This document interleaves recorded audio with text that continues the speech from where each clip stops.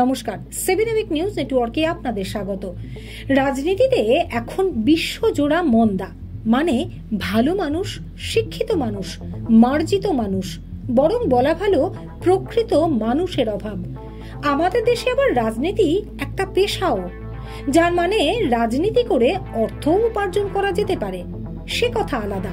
কিন্তু আমাদের রাজ্যের রাজনীতিটাকে কতিপয় মানুষ যে পর্যায়ে নামিয়ে নিয়ে যাচ্ছে, তাতে অদূর ভবিষ্যতে সত্যি সত্যি কোনো ভদ্র শিক্ষিত মানুষ রাজনীতির আঙিনায় আর পা রাখবেন কিনা তা নিয়ে যথেষ্ট সন্দেহ দানা বাঁধছে। কারণ তমলুকের তৃণমূল প্রার্থী দেবাংশু ভট্টাচার্যকে যেভাবে এদিন তার প্রচারের মধ্যেই নন্দীগ্রামের জেলেমারা এলাকায় হেনস্থা করা হলো, তা সত্যি সত্যি নিন্দনীয়। তিনি যখন ওই এলাকা দিয়ে বাইকে চেপে প্রচারে যাচ্ছিলেন, তখন কিছু বিজেপি সমর্থক যেভাবে তার দিকে চোর চোর বলে ধেয়ে গেল, মনে হচ্ছিল নির্বাচনী প্রচার নয়, কোনো অসৎ উদ্দেশ্যে বার হয়েছেন দেবাংশু।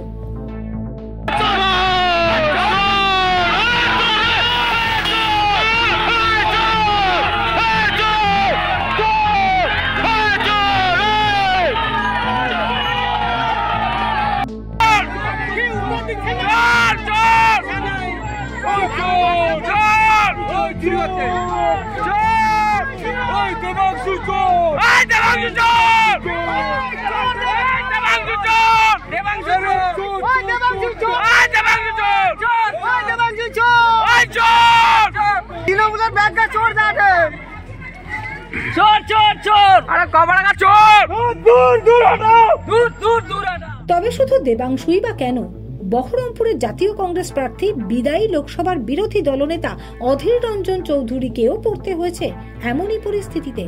সেখানে আবার অভিযোগ ছিল তৃণমূলের বিরুদ্ধে।